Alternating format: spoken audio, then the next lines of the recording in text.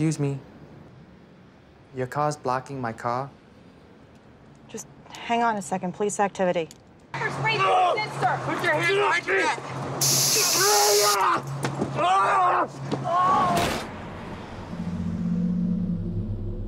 Can I get a hot dog? Here you go, man.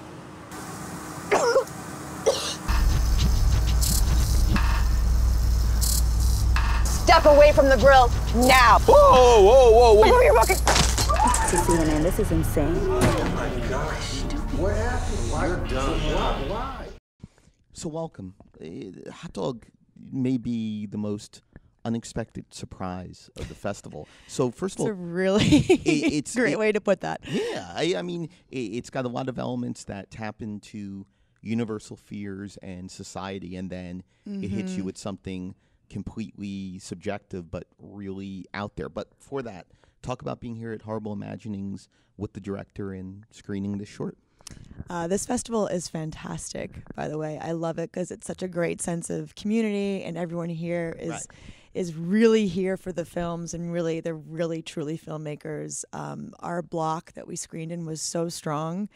I go to so many festivals with Hot Dog. It's done probably 50, I think, so far, all over the world, and this is one of the strongest blocks I've seen in the horror world. So it's just nice to have a taste level and also sophisticated.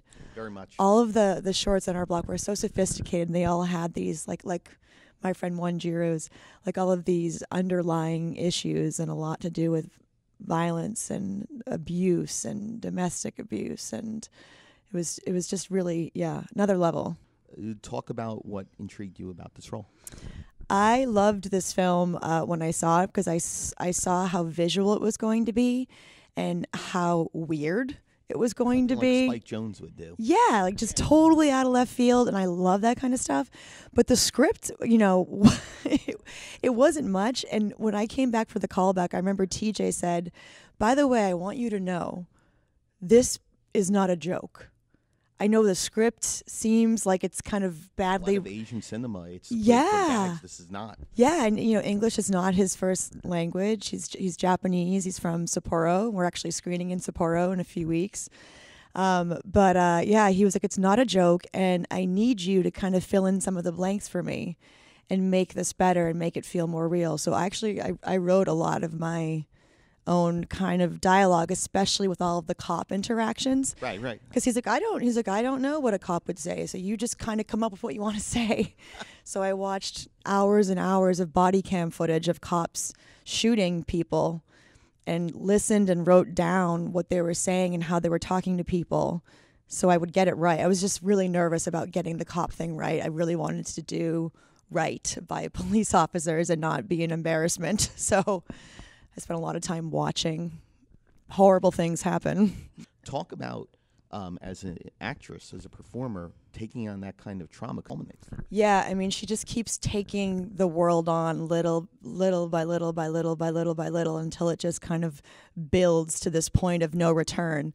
And I love that. I love the ambiguity of it. I really kind of dug into the ambiguity of it. So I loved that the film, how it starts with the Japanese man saying, "Can you move?" And there's that kind of slight, she sort of ignores him, and it's like, is she being racist? That actually happened to TJ, the director. That's what prompted this whole story to happen, because that happened to him, and he got kind of ignored by a police officer, and he said, well, what if we took that and explored if that's her being racist or being prejudiced, or if that's just her having a bad day. And he kind of went from there. But I really just dug into the family side of things, like her son, like thinking about if you were on the job and this horrific thing happened as a direct result of your own actions, how would that just, and you can't just, they have to keep going. They're cops. So how would that over the course of a day really start to weigh on you and affect you and sort of mess with your judgments and mess with your ability to make the right decisions? And I have a friend who's a detective sergeant in the LAPD, and he saw this film and told me that that's what a cop in crisis does look like. That's exactly what it feels like, where you have to keep performing at a high level, keep making really charged decisions that could affect someone's life or death while you're kind of impaired in some way and dealing with life and family and pressure from all sides. So I think that pressure cooker was really interesting to me Pressure cooker as an is right. actress. And yeah. impaired also because you see at the end, again, the end is very subjective on where it's coming from and what we see on the screen, which is absolutely insane. Insane is the right way to put that. It really is. Congratulations. Thank you Hilary, so and much. Thank you for screening it. Horrible Thank Imagine. you. Thank you.